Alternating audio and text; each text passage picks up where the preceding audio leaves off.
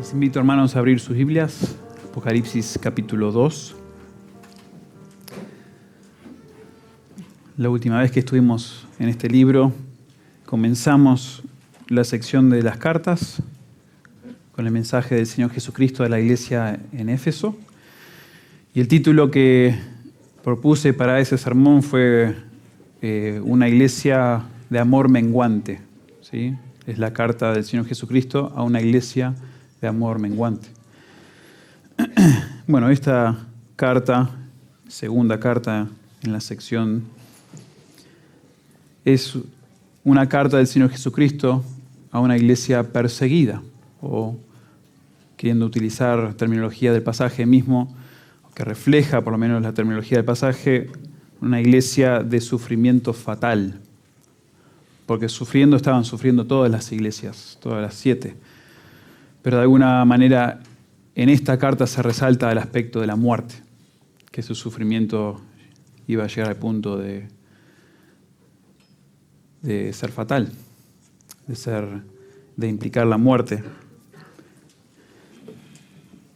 Y hermanos, se me vienen muchos ejemplos, ilustraciones a la mente, pensando en algunos queridos hermanos que hoy mismo están velando, pensando, planificando debido a la muerte de sus seres queridos y todo lo que eso implica. Obvio que la muerte duele, ¿verdad? La muerte tiene cierto aguijón y ha tenido, pero gracias a Dios por el Señor Jesucristo, quien nos da la victoria sobre la muerte y esperanza más allá de la muerte.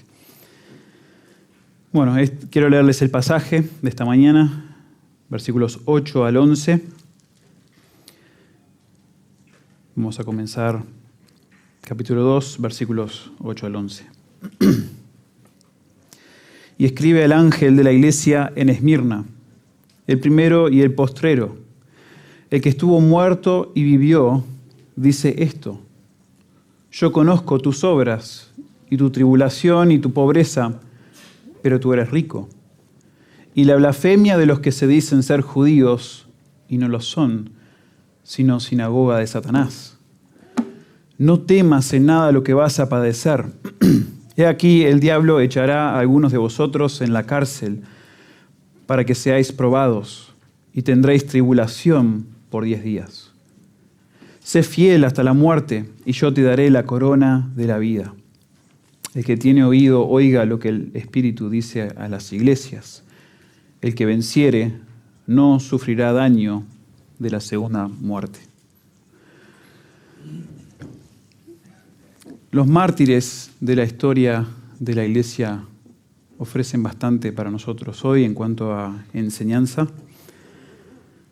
Han sido ellos y son ejemplos de amor, de fe, de lealtad a Cristo, ante gran sufrimiento, ante grandes amenazas, aún de estilo fatal.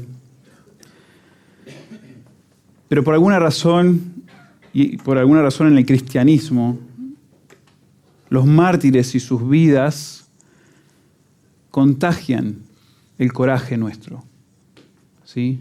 De alguna forma nos contagia a nosotros leer libros sobre los mártires o acerca de los mártires, como un libro muy conocido, el libro de Fox de Mártires, precioso. Y es bastante particular a la fe cristiana, que esto sea de aliento, que nos infunde coraje. Hay muchas religiones que hasta tienen en su enseñanza ciertas excepciones cuando ellos enfrentan la muerte, de que no tienen por qué ellos mantener su fe o por qué mantener que ellos creen en su Dios en momentos de ejecución. Pero muchos no lo han hecho en lo que es el mundo cristiano. Y para muchos de nosotros ha sido de impacto leer estas historias. Yo recuerdo una en particular que me impactó desde mi niñez. Me acuerdo, me contaban ciertas personas de un gobierno de cierta región donde se prohibía el cristianismo. Llegó un día a las puertas de una reunión dominical, una escuela dominical de hecho, clandestina. Y los encargados de esta intercepción reunieron a todos los niños y a los líderes en un patio exterior. Y en ese patio exterior postraron una cruz sobre el piso frente a ellos y les dieron unas instrucciones bastante claras, bastante simples. Cada uno de ellos, cada uno de los presentes debía pasar al frente, pisotear esa cruz y negar a Cristo. ¿Era eso o sus vidas? La primera persona llamada al frente fue una joven, de hecho adolescente, con cierta discapacidad mental, resulta. Y la joven, ante las instrucciones que le habían dado estos encargados de la intercepción, se acercó a la cruz y sin decir una sola palabra, se arrodilló junto a la cruz y la besó. Y recuerdo que más impactante aún para mí como niño que su reacción fue el hecho de que luego de ella ser decapitada frente a todos los otros niños, cada uno de esos niños presentes siguió su ejemplo y entregó su vida de la misma forma. Bueno, esa historia a mí me quedó grabada, la he recordado por años, me ha desafiado, me ha incomodado, me ha hecho preguntar a yo lo mismo por Cristo desde que soy chiquito. Honestamente busqué la historia por todos lados utilizando la inteligencia artificial y me tiró una historia muy completa con nombre, detalles, pero después al final me di cuenta que me preguntaba si quería algo más verídico de lo que me acababa de tirar la inteligencia artificial. Entonces, bueno, al final no sé cuánto de los detalles que me comunicaron de esta historia en su momento eran todas verídicas, pero hay muchas historias así, semejantes, igualmente impactantes. Pero la pregunta es, ¿cómo preparas a una iglesia que ya está sufriendo por el nombre de Cristo y que está por sufrir aún más? ¿Qué le dirías a aquellos quienes su sufrimiento fatal es inminente? ¿Qué le dirías? ¿Cómo preparas una iglesia para una situación así? Bueno, nuestro pasaje de hoy es una carta escrita por Jesús mismo.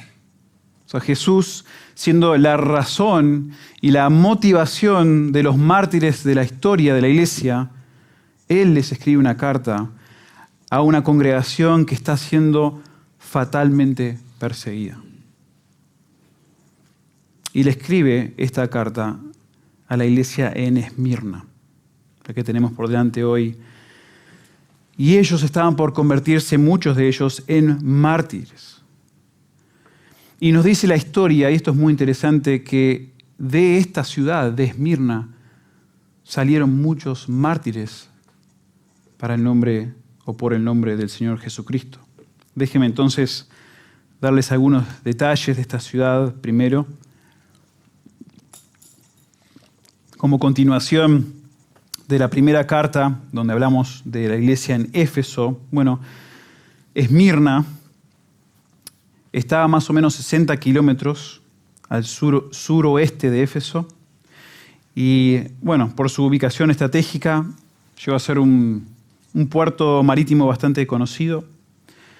Parece que como ciudad competía con Éfeso y con Pérgamo, dos ciudades que se mencionan en estas 7 cartas, por ser una ciudad tan bella, tan apreciada en Asia.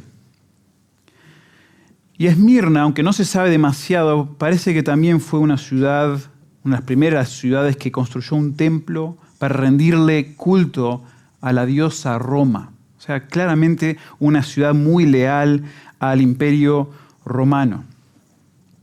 Pero hay un detalle muy interesante que se conecta con nuestra carta hoy en cuanto a la ciudad de Esmirna.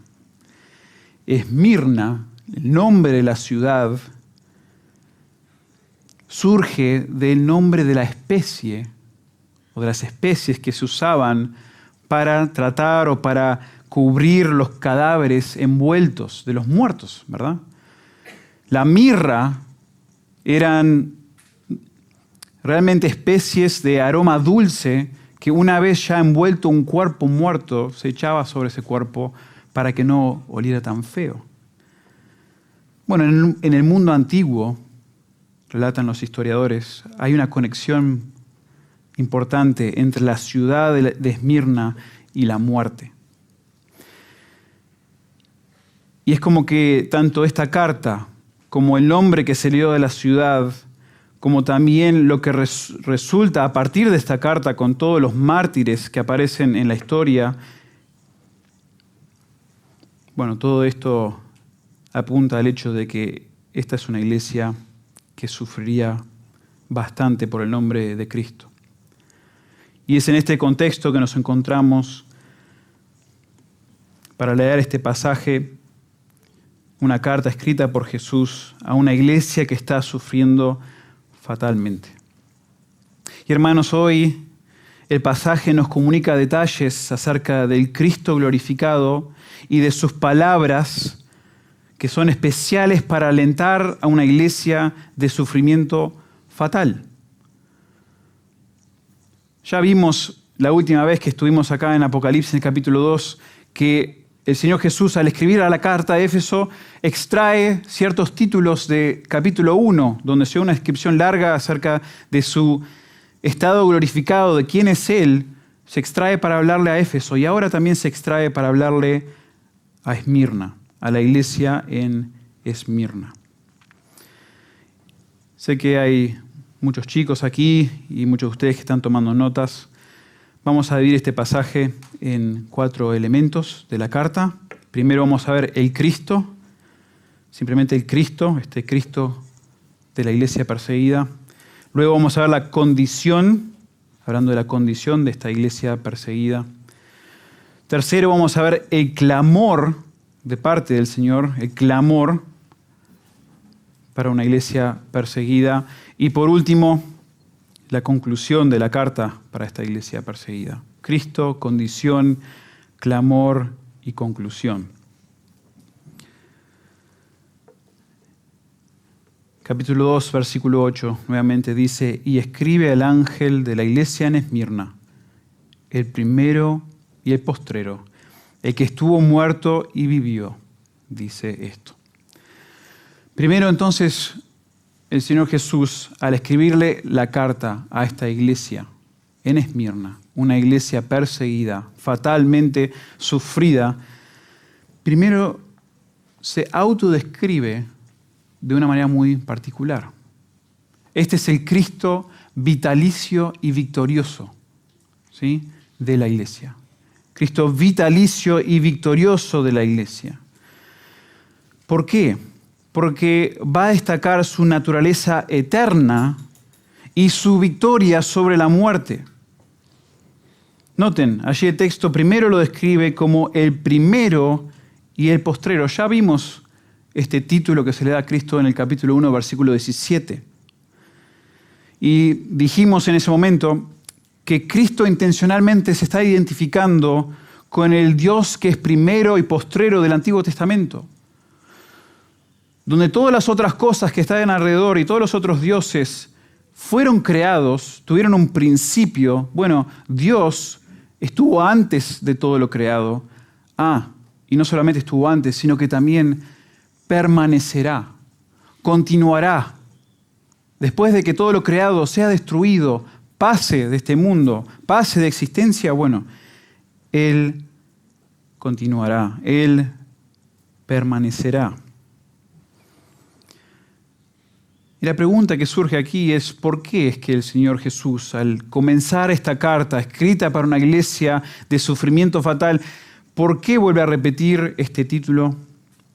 Bueno, para una iglesia, piensen, para una iglesia que habita en la ciudad de la muerte, donde la aflicción y persecución es inminente, como vamos a ver ahora, por medio de unos verbos que expresa el Señor Jesús allí al hablar de lo que se les viene de parte del diablo.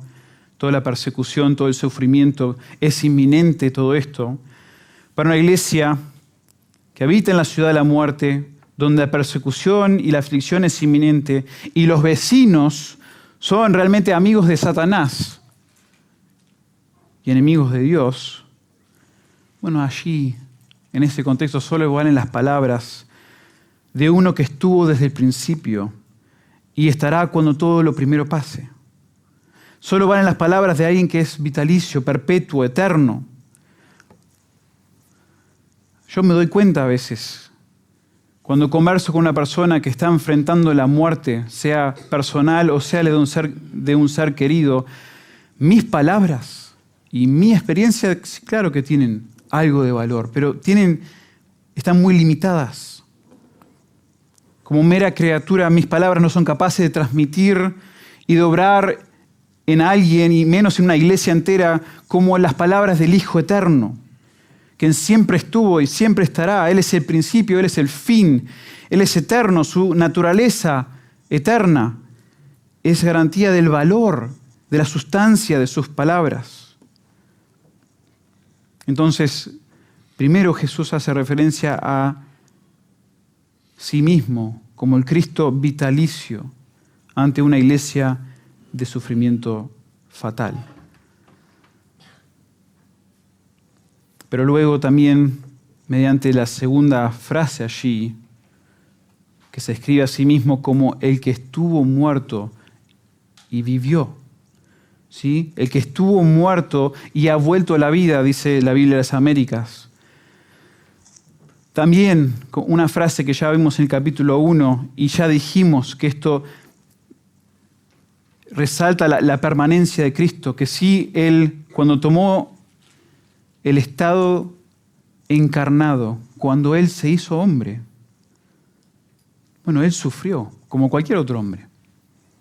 De hecho, sufrió más al punto de sufrir la muerte de cruz.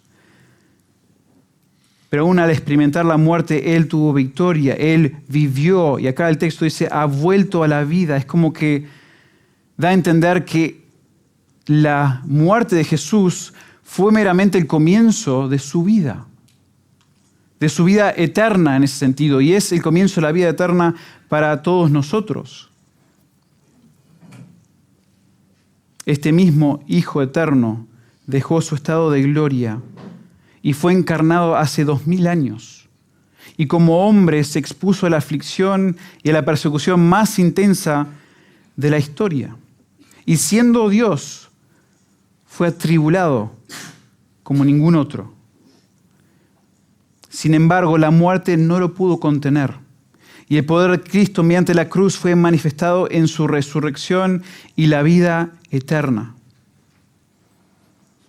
Hermanos, esto quiere decir que Cristo tuvo victoria sobre la muerte y su victoria es una garantía de nuestra victoria y sus palabras comunican un peso único para aquellos que posiblemente enfrenten la muerte en cualquier momento.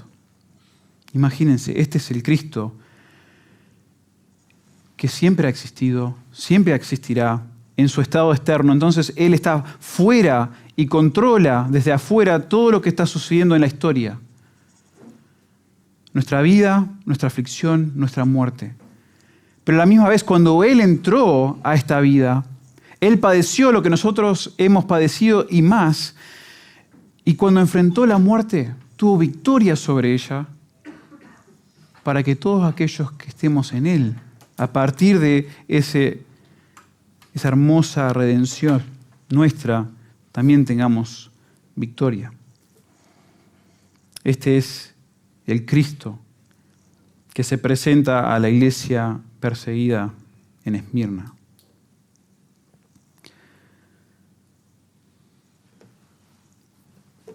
Ignacio de Antioquía, obispo de la iglesia en Antioquía de Siria, bueno, según la tradición, fue nombrado como pastor de aquella iglesia por el apóstol Pedro. Este también fue discípulo de Juan y tuvo un impactante ministerio, Ignacio, en la ciudad de Antioquía y en mucha de la región.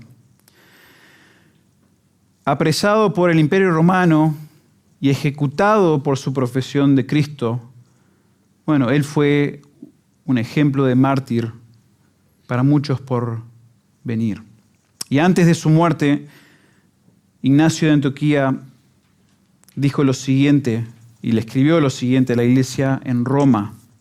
Dice, no me importa nada, ni lo visible ni lo invisible, con tal de ganar a Cristo. Que vengan sobre mí el fuego y la cruz, que vengan las manadas de bestias salvajes, que me rompan los huesos y me desmiembren, que me trituren todo el cuerpo y que toda la malicia del diablo se abata sobre mí, que así sea con tal de ganar a Cristo Jesús. Una convicción impactante la de Ignacio. Uno lee eso y dice, ¿qué me pasa a mí? O son masoquistas o me falta algo. Fue más impactante luego en la misma carta cuando él escribió, dice, escribo a todas las iglesias y os exhorto a todos, estoy dispuesto a morir por amor a Dios, siempre y cuando ustedes no lo impidan.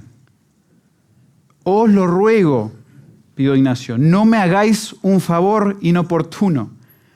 Permitid, por favor, que me devoren las bestias, pues ese es mi camino para llegar a Dios. Soy el trigo de Dios y debo ser molido por los dientes de las bestias salvajes para convertirme en el pan puro de Cristo. Un valor, un coraje ante la persecución, ante la muerte, que impacta, ¿verdad? Impacta el aprecio, la confianza que tenía en este Cristo vitalicio, victorioso. Pero continuemos, hermanos. No es mi idea darles un montón de historias que parecen exceder nuestra capacidad de fe. Todo lo contrario. Quiero inspirarles, pero a la misma vez ser muy realistas con ustedes, considerar nuestra condición. Luego de resaltar a Cristo en este pasaje, resaltar su carácter, resaltar su obra, luego en el siguiente versículo, tanto el 9 como la primera parte del 10, vemos la condición de esta iglesia. La condición. Y vemos que es una condición atribulada, amenazada.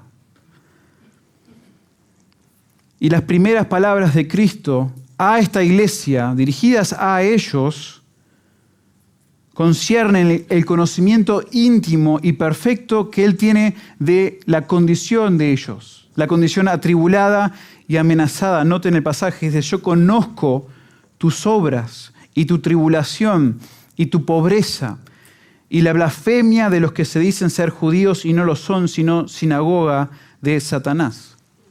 Hay un detalle allí, hermanos, que les resalto brevemente. En la Reina Valera dice, yo conozco tus obras.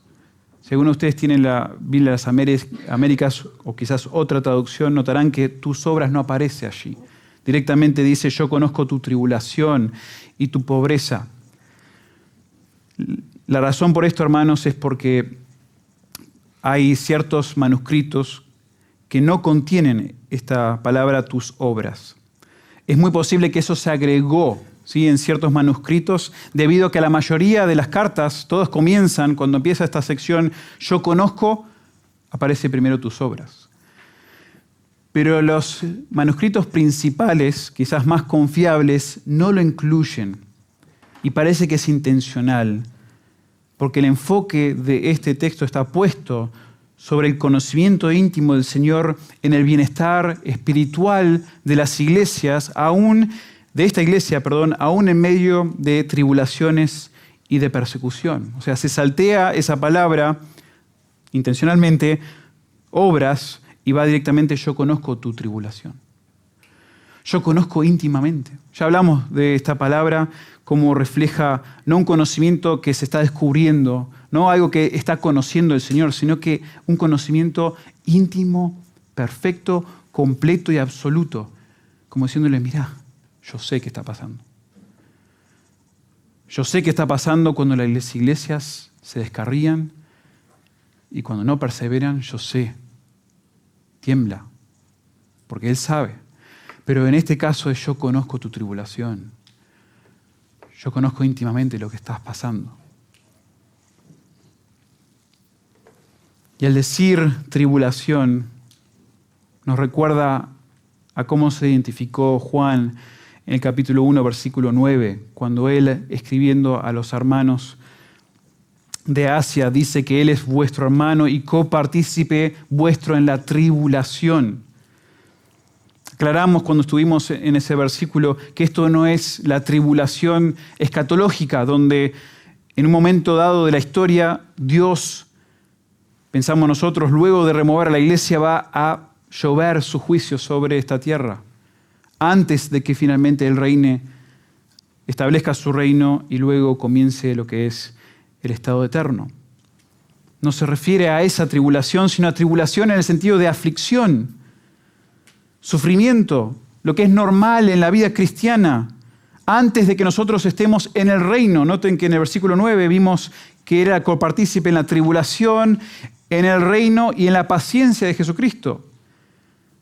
Tribulación es lo que vos y yo vivimos todos los días. Es lo que el creyente, el discípulo del Señor Jesús, su seguidor, va a experimentar día tras día, esperando el reino. Él nos ha, de alguna forma, hecho gustar de ser parte del reino espiritual del Señor Jesucristo, pero esperamos el reino futuro y mientras tanto somos todos copartícipes de la paciencia. Al estar atribulados, esperando el reino, lo que nos da el Señor es perseverancia y paciencia entre medio para poder vivir este tramo intermedio que tenemos entre una cosa y otra. Ya dijimos todo esto, hermanos, pero claramente el discípulo del Señor Jesucristo debe esperar la tribulación. Sí, Hechos 14, 22, es necesario que a través de muchas tribulaciones entremos en el reino de Dios. Jesús les dijo a sus discípulos, en el mundo tendréis aflicción, la misma palabra, tribulación aquí, aflicción, misma palabra se está repitiendo, Juan 16, 33. Y eso no es minimizar, la tribulación, la aflicción que vivimos. Jesús entendía, y de hecho enseñó, que muchos de los que primero reciben la palabra con gozo, ¿sí? Cuando explicó la parábola del sembrador, allí en Mateo 13,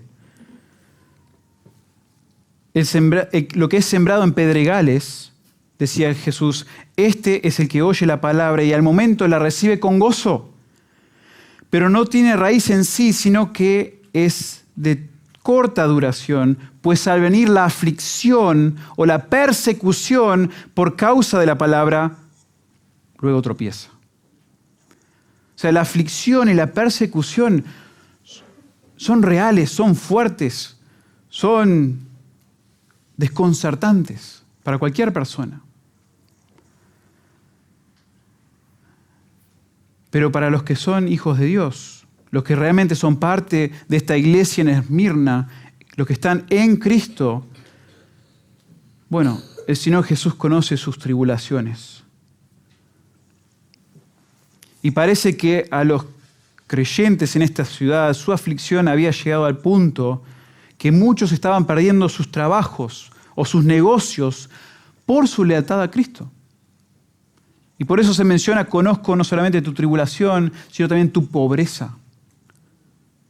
Probablemente refiriéndose a esto, la pobreza monetaria que ellos tenían por ser leales a Cristo. Pero otra vez, Cristo no se le escapa a eso, no se le escapa a las tribulaciones, no se le escapa a la pobreza que sufre esta iglesia. Y vamos a pasar de largo momentáneamente del paréntesis allí que tenemos en el pasaje y lo veremos en un momento. También Jesús conoce que se suma a las tribulaciones y a la pobreza el conocimiento de Cristo de cierta comunidad de judíos que estaban calumniando y difamando a la iglesia de Cristo ante probablemente las autoridades romanas. Por eso el texto allí dice, y la blasfemia de los que se dicen ser judíos y no lo son, sino sinagoga de Satanás. Bueno, hay debate en cuanto a qué se refiere esta parte del texto. Lo más coherente al leer y estudiar, lo más coherente es que estos realmente son judíos, ¿sí? de raza, pero no se están comportando como judíos. Y por eso, al ellos ser judaizantes y desear perjudicar al cristianismo, a los que son seguidores de Cristo, bueno, ellos empezaron a difamar, empezaron a hablar mal, empezaron a revelar, ¿sí? Quizás las juntas y todo lo que estaba sucediendo en contra de la iglesia en Esmirna. Y por eso el Señor Jesús aquí lo llama, ellos no son verdaderos judíos en el sentido de que no me temen. No temen a Dios. Son realmente la sinagoga de Satanás. Son amigos de Satanás y enemigos míos por implicación. Cristo conoce que esta iglesia ha sido afligida en todo sentido, aún en lo monetario, y son atacados abiertamente por aquellos que supuestamente pertenecen al pueblo de Dios, pero en realidad son de la comunidad de Satanás, por la forma que lo rechazan, por la forma que exponen y atacan a la iglesia en Esmirna. Su condición entonces era atribulada, pero también era una condición muy amenazada. En la primera parte del versículo 10, noten que dice allí, no temas en nada lo que vas a padecer. He aquí, el diablo echará a algunos de vosotros en la cárcel para que seáis probados y tendréis tribulación por 10 días. Noten que el Señor Jesús aquí le alienta a la iglesia a no temer ese sufrimiento inminente que les espera. Interesante, el Señor Jesús sabe y dice, el diablo ciertamente va a echar a la cárcel a muchos de estos creyentes y serán afligidos por 10 días. Pero no solamente que se los revela, no solamente un noticiero, digamos, de lo que va a venir, sino que esto está en el contexto de que viene diciendo, yo sé de tu tribulación, conozco tus tribulaciones, conozco tu pobreza y también conozco, ¿sí?, la blasfemia de los que dicen ser judíos. No temas en nada lo que vas a padecer. He aquí, el diablo echará a algunos de vosotros en la cárcel. El señorío y el cuidado de Cristo sobre esta iglesia sufriente es tal que conoce íntimamente cuánto durará cada tribulación y aquí se los revela para recordar ese control y ese conocimiento absoluto. Hermanos, no se nota aquí en nuestras traducciones, pero en este versículo 10 hay una repetición de un verbo que significa ocurrir pronto, que pronto va a suceder.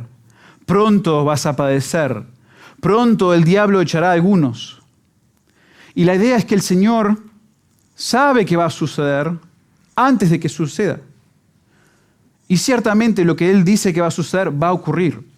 La misma palabra apareció cuando el Señor Jesús predijo o supo de la traición de Judas en Juan capítulo 6, versículo 71. Jesús también predijo y habló de esta manera que pronto iba a suceder su muerte y la forma de su muerte en Juan 18, 32. Y Jesús sabe que el enemigo de Dios, el diablo, está detrás de todo esto. Como lo estuvo con Job, el diablo está detrás de la persecución que está por sufrir la iglesia en Esmirna. Pero ¿sabes qué? El Señor lo sabe. Ese es el punto. Sabe que va a ocurrir, sabe cuándo va a ocurrir y por cuánto tiempo va a ocurrir. Noten que dice por 10 días, que realmente cuando lo miramos es un tiempo corto, bastante corto en comparación con la recompensa que ellos van a recibir cuando estén con el Señor. Y el aliento de Jesús en todo esto, ante esta condición amenazada, es que ellos no teman en nada. Y esto es el desafío del pasaje, ¿verdad? No teman en nada. Tengan coraje, tengan valentía cuando esta situación se les presente, cuando venga este tipo de persecución, cuando sean tomados y tirados en prisión. Tengan valentía, tengan coraje a la luz de quién es Cristo y cuánto control tiene de cada situación. No teman en nada. Bueno, no tenemos que viajar necesariamente a los primeros siglos de la iglesia para encontrar la persecución de cristianos. Quizás otro tipo de persecución, pero en el 2015 un hombre armado entró a un colegio en la ciudad de Oregon, Estados Unidos, y antes de vaciar su arma en contra de sus víctimas allí, pidió sorpresivamente que todos los cristianos se pongan de pie. Todos los cristianos se pongan de pie. Y ahí empezó a soltar las balas. Después de una investigación, fue evidente que el atacante deseaba lastimar principalmente a aquellos que creían en Dios. Y leyendo algunos artículos y recordando, en 2015 nosotros estábamos allá con mi familia, recuerdo las preguntas que muchas veces se hacían, y niños se hacían, jóvenes se hacían, a la luz de esta situación. Y se preguntaban, entre muchas otras cosas, ¿qué pasaría, querido pastor, si en vez de no temer en nada lo que le va a suceder, uno respondería en cobardía y negaría a Cristo? Bueno, es una gran pregunta, excelente pregunta. Porque sabemos que el Señor ha usado la valentía de los creyentes a través de los siglos para animar, para inspirar a otros en el camino. Pero ¿qué pasa si yo no tengo esa valentía en ese momento? ¿Qué pasa conmigo? Bueno, un ejemplo principal de negar a Cristo fue Pedro. El discípulo cercano, íntimo del Señor Jesús, Pedro, y futuro apóstol Pedro, fue un ejemplo de negar a Cristo ante la persecución. Y ¿saben qué? El Señor igualmente lo consideró su discípulo. Si vamos a Juan 21, 19, allí, después de él haber negado 3 veces, el Señor lo restaura y lo afirma como su discípulo. Pero claro, algunos van a pasajes como 2 Timoteo 2:12 y toman esta declaración como algo en contra de tal cobardía, porque dice 2 Timoteo 2:12, si sufrimos, también reinaremos con Él. Si le negáremos, Él también nos negará. Claro, ¿qué hacemos con eso? Si yo lo niego al Señor Jesucristo, entonces quizás Él también me niegue a mí. Bueno, allí, hermanos, hay que aclarar que este negar a Cristo no es un momento de miedo y de cobardía, es un negar de apostasía. Es abandonar la fe de una manera absoluta. Y en ese caso, para esa persona que niega al Señor Jesucristo, de esa manera no hay salvación. Pero interesante, justo en ese contexto, justo en ese pasaje, Pablo está sufriendo su propia persecución. Él está a punto de enfrentar el martirio.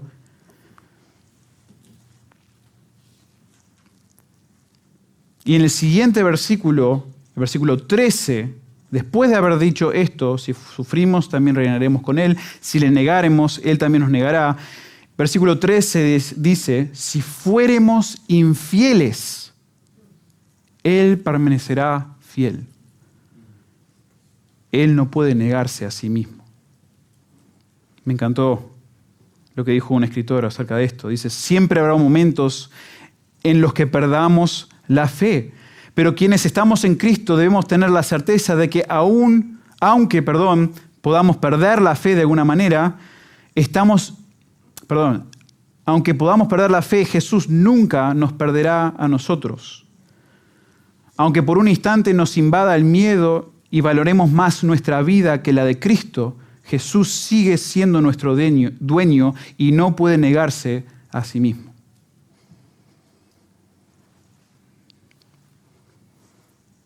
Yo me acuerdo de chico escuchar la historia que les mencioné al principio y muchas más, y leer sobre los mártires y pensar, yo no sé si tenía el valor de hacer lo que hicieron esos chicos, ni otros.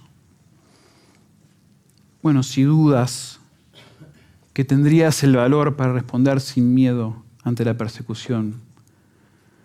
Recordemos, hermanos, que el Señor nos da la gracia en el momento de dificultad, no necesariamente antes. Esto parece ser el sentido detrás de las palabras de Cristo en Mateo 10:19, donde dice: «Mas cuando os entreguen, no os preocupéis por cómo o qué hablaréis, porque en aquella hora os será dado lo que habéis de hablar». No te preocupes por cómo será tu reacción. El Señor te dará la gracia en ese momento. Pero mientras tanto, esfuérzate ahora para crecer en tu fe y en tu valentía, sabiendo de que aun si fuéramos infieles, Él permanecerá fiel. Él permanecerá fiel.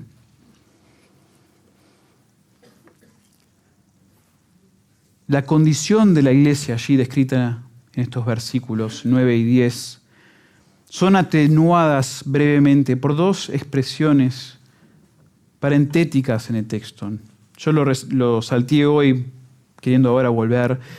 Noten que dice allí que el Señor conoce la tribulación de la iglesia, conoce la pobreza, pero en paréntesis, tú eres rico. Jesús aclara que aunque los creyentes en Esmirna son pobres monetariamente, la iglesia en Esmirna es rica por la riqueza espiritual que han encontrado en Cristo. El único otro lugar donde encontramos terminología similar a la que vemos acá en Apocalipsis 2 es en 2 Corintios 8, donde se expresa y se habla de Cristo siendo extremadamente rico, se hizo pobre para que por medio de su pobreza los creyentes puedan ser ricos. Les leo el pasaje, dice: «Porque ya conocéis la gracia de nuestro Señor Jesucristo, que por amor a vosotros se hizo pobre, siendo rico, para que vosotros con su pobreza fueseis enriquecidos». Y es esta imagen del Hijo Eterno, rico en abundancia, junto a su Padre, sin necesidad de nada ni nadie, y menos de nosotros. En esa riqueza, Él abrazara la pobreza, se hizo pobre. Cuando se encarnó, se hizo pobre. Para que mediante nuestra pobreza, cuando Él vino y no solamente tomó la forma de siervo, sino, como dice en Filipenses capítulo 2, Él también se humilló al punto de muerte y muerte de cruz. Y mediante eso, esa humillación y el sacrificio que tomó por nosotros en nuestro lugar, nosotros podamos ser ricos, enriquecidos. O sea, mucho más valioso que cualquier sacrificio, cualquier dolor que pueda haber, es lo que ya tenemos en Cristo.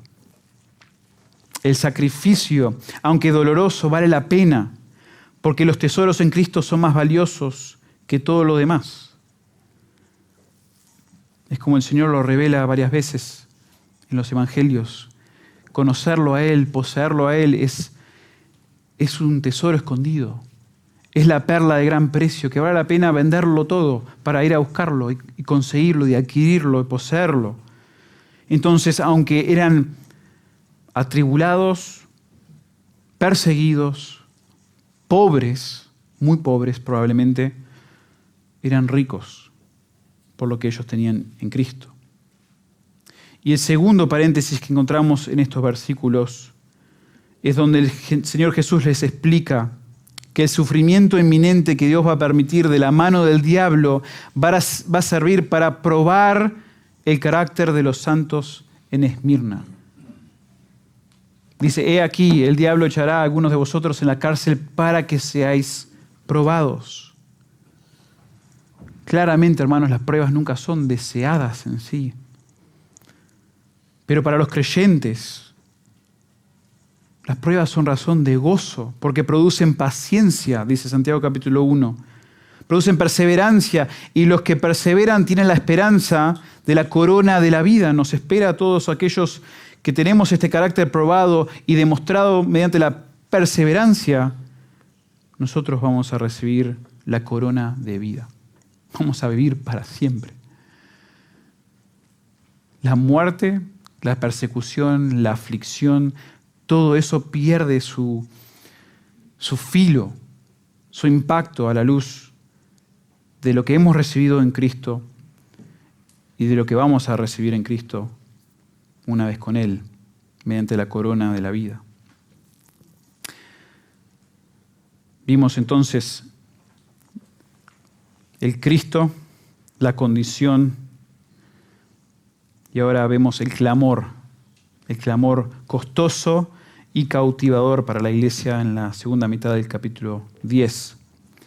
Sé fiel, dice el pasaje, sé fiel hasta la muerte, y yo te daré la corona de la vida. Esta es una de las únicas cartas de las 7 que no posee denuncia, no posee acusación.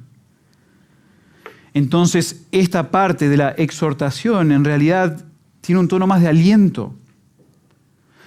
Cuando vimos la carta a Éfeso, era una advertencia, ¿sí? Una advertencia porque ellos habían perdido su primer amor, tenían que recordar, arrepentirse, volver a hacer las obras que hacían antes. Aquí no hay ese tono, ese sentir. Es de aliento.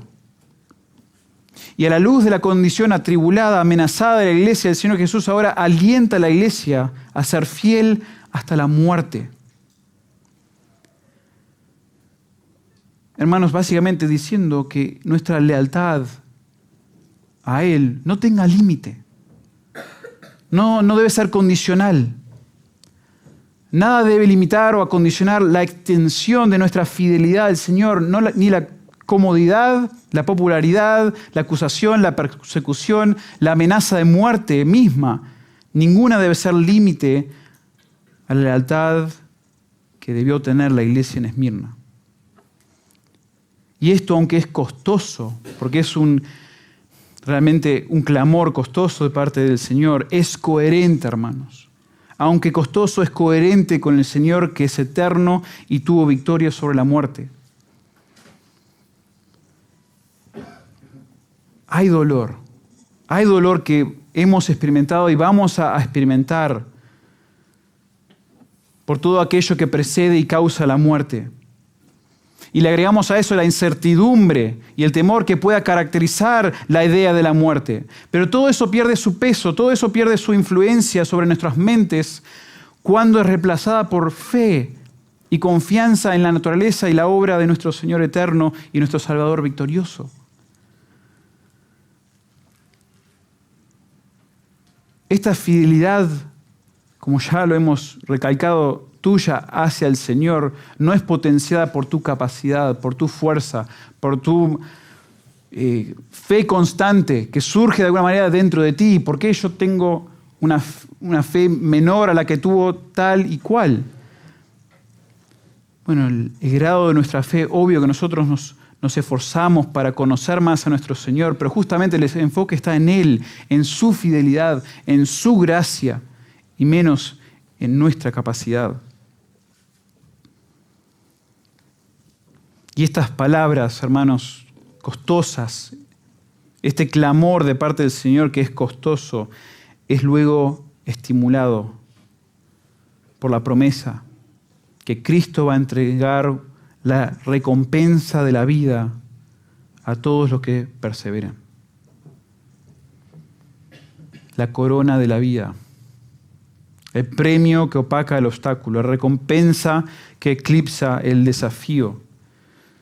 Pablo lo dijo en 2 Corintios 4, versículo 16, por tanto no desmayamos. Antes, aunque nuestro hombre exterior se va desgastando, el interior, no obstante, se renueva de día en día, porque esta leve tribulación momentánea produce en nosotros un cada vez más excelente y eterno peso de gloria. No mirando a nosotros las cosas que se ven, sino las que no se ven, pues las cosas que se ven son temporales, pero las que no se ven son eternas. Sí es posible, hermanos, es posible para nosotros que, como los santos descritos en Hebreos 11, que por fe honraron al Señor con sus vidas, nosotros, mirando a esa gran nube de testigos que nos precedieron, ¿verdad? Nosotros pongamos los ojos en Cristo y también podamos correr fielmente hacia la meta. Y aunque el clamor pueda implicar el sacrificio más grande que podamos dar en esta vida, el premio cautiva nuestra atención y nuestro esfuerzo mucho más que la amenaza. Y con eso llegamos, hermanos, a la conclusión de la carta, la conclusión desafiante y determinante para la iglesia, versículo 11. El que tiene oído, oiga lo que el Espíritu dice a las iglesias. El que venciere no sufrirá daño de la segunda muerte.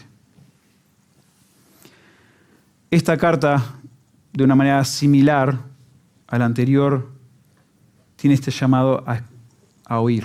El que tiene oído, oiga. El que ha sido capacitado para escuchar las palabras de Cristo, oiga lo que el Espíritu dice a las iglesias, porque aunque este mensaje es principalmente para la iglesia en Esmirna, que está sufriendo de una manera fatal como quizás ninguna de las otras, todo esto está escrito para que todas las iglesias escuchen y aprendan de eso. Entonces, la iglesia de Logos hoy, aunque no esté en un estado de persecución como lo estuvo la iglesia de Esmirna, o como están ciertas iglesias de otras partes del mundo, nosotros también aprendemos de esto. Nosotros también deberíamos llegar a admirar y atesorar a este Cristo glorificado, a esta condición, considerar la condición que tenían ellos y el clamor del Señor Jesucristo para los que se encuentran en ese tipo de situación. Claramente es para nosotros también, que respondemos en obediencia al desafío actual. Pero esta conclusión difiere de la anterior, de la carta a Éfeso, en que su promesa es distinta. Y la promesa que hay aquí para el vencedor, para aquel creyente que gana, que tiene victoria por medio de Cristo, y eso es todo creyente que ha sido perdonado de sus pecados, a él o a ella le espera no sufrir daño de la segunda venida, dice el versículo 11. El que venciere no sufrirá daño de la segunda muerte. Esta es una promesa de un destino determinante para aquellos que son vencedores en Cristo. Aún, hermanos, si nuestra fidelidad al Señor llegara al límite de que nosotros crucemos la primera muerte, bueno, esos que serán fieles por medio de la primera muerte no serán lastimados por la segunda. Al morir con Cristo y al resucitar con Cristo, han beneficiado de la resurrección de Cristo, porque nosotros dice que somos sepultados con Cristo, hemos muerto con Cristo y hemos sido resucitados con Cristo, y nosotros entonces se nos va a permitir experimentar la segunda muerte, y de eso leímos hoy en la lectura bíblica, capítulo 20 de Apocalipsis, para entender un poco mejor qué es esto de una segunda muerte. Apocalipsis capítulo 20, versículo 6, dice: bienaventurado y santo el que tiene parte en la primera resurrección. La segunda muerte no tiene potestad sobre estos, sino que serán sacerdotes de Dios y de Cristo y reinarán con él 1000 años. Saltamos al versículo 13. Noten, y dice: el mar entregó los muertos que había en él, y la muerte y el Hades entregaron los muertos que había en ellos, y fueron juzgados cada uno según sus obras. Esto es el juicio del gran trono blanco, donde en un momento van a ser juzgados todos ante el Señor. Y versículo 14 dice: y la muerte y el Hades fueron lanzados al lago de fuego. Esta es la muerte segunda. Y el que no se halló inscrito en el libro de la vida fue lanzado al lago de fuego. O sea, la muerte segunda es esa condenación final. Es el lago de fuego. Es donde Satanás, donde todos los suyos y luego también los que van a ser juzgados ante el gran trono blanco, todos los incrédulos, participarán de esa segunda muerte. Capítulo 21, versículo 4. Enjugará Dios toda lágrima de los ojos de ellos y no habrá muerte, ni habrá más llanto, ni clamor, ni dolor, porque las primeras cosas pasaron. Y versículo 8, pero los cobardes e incrédulos, los abominables y homicidas, los fornicarios y hechiceros, los idólatras y todos los mentirosos tendrán su parte en el lago que arde con fuego y azufre, que es la muerte segunda.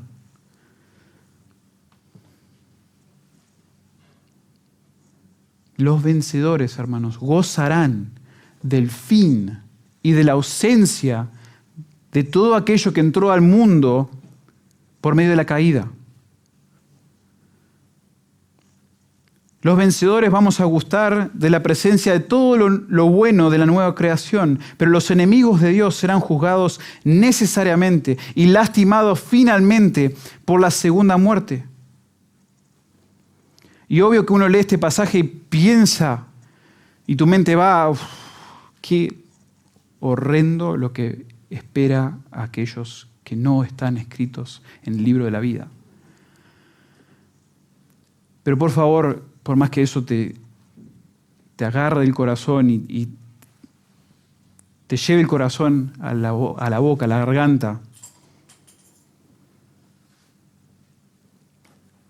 en contexto que no se pierda el gozo que se está comunicando en cuanto a ser recibidos nosotros como sacerdotes de Dios, como sacerdotes de Cristo, reinando con Él para siempre. Cuán especial será para nosotros terminar la carrera y encontrarnos en la meta, en el fin de los tiempos, con Dios morando con nosotros y experimentar finalmente lo que significa que Dios enjuague toda lágrima de nuestros ojos. Que ya no habrá más muerte, ya no habrá más llanto, ya no habrá más clamor, ya no habrá más dolor. Qué precioso será morar con nuestro Padre para siempre. Qué precioso no participar y no ser herido por la segunda muerte. Para concluir, hermanos, termino con el martirio de Policarpo, que justamente fue obispo de Esmirna. O sea, poco después de que se escribe esta carta, o quizás, después de que se escribe la carta, pero claramente él, conociendo a Juan, siendo discípulo de Juan, este hombre, Policarpo, sufrió martirio en esta ciudad, Esmirna. Y era más o menos el año 156 después de Cristo, cuando un hombre, Policarpo, de 86 años, fue convocado ante el procónsul romano de la ciudad. Y la historia cuenta que este hombre, Policarpo de Esmirna, había sido un discípulo cercano del apóstol Juan. Y fue fiel ministro de la fe, una vez dado a los santos, en la ciudad de Esmirna, por más de 45 años. Algunos dicen quizás hasta 60 años de ministerio en Esmirna. Y ante el procónsul romano, con 86 años, Policarpo se mantuvo firme. El procónsul estaba preocupado un poco por la edad que tenía y le dijo, en pocas palabras, Señor, pero tenga conciencia de su edad, termine bien sus días. Pero sí lo llamó a renegar de Cristo, a jurar en contra de Cristo, dice, y te liberaré. Rechaza a Cristo y serás libre. Pero la fe de Policarpo se mantuvo inquebrantable. Dijo, y esta es su cita famosa, 86 años le he servido y él nunca me ha hecho daño. ¿Cómo pues voy a blasfemar contra mi rey, quien me ha salvado? Y cuando quedó claro que Policarpo no retractaría, fue condenado a la hoguera y murió apuñalado y expuesto a las llamas del martirio.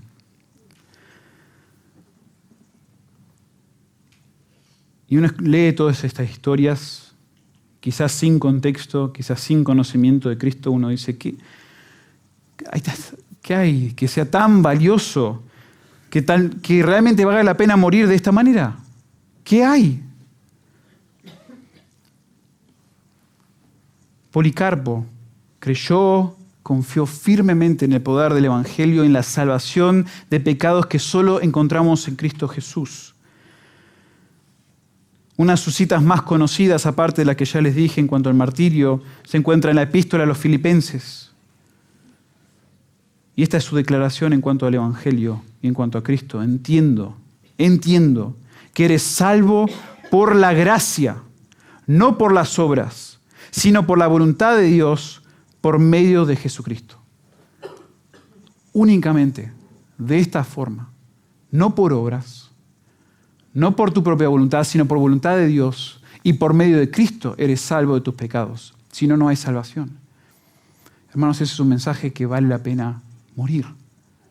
Porque transforma, cambia completamente lo que implica la vida. Tu muerte, tu vida, depende de tu fe en esta realidad. Policarpo amó a su Rey Jesús, quien nos salvó. Y aquel que llega a experimentar el amor de Cristo en el Evangelio responde en fe y en amor por quien nos salvó. Y si hoy no lo conoces, puedes conocer el amor de Dios en el perdón de tus pecados y en la salvación de la muerte que mereces. Si Dios está obrando hoy en tu corazón, es por gracia y por fe en Jesús. No hay otra forma. Y para el resto de nosotros, hermanos, ¿qué tal nuestra fe? ¿Cuán preparados estamos para sufrir por el nombre de Cristo? Quizás escuchando estas historias y leyendo este texto, sabes lo que debes hacer, pero dudas si realmente lo harías ante la aflicción. Bueno, les recuerdo, 2 Timoteo 2:13, si fuéramos infieles, Él permanece fiel. Él no puede negarse a sí mismo. Si estás en Cristo y en algún momento mengua tu fe, la lealtad de Cristo hacia ti no mengua. Él permanecerá fiel porque no puede negarse a sí mismo. Oremos. Señor,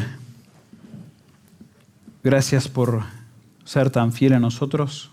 Gracias, Señor, porque en Cristo tenemos todo lo que necesitamos para la salvación, el perdón de nuestros pecados, la vida eterna. Perdónanos, Señor, que muchas veces no atesoramos lo que poseemos, las bendiciones espirituales que son la riqueza que disfrutamos gracias a la pobreza de Cristo.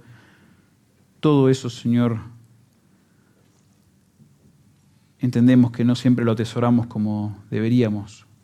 Nuestra fe mengua, nuestra confianza en Cristo a veces disminuye.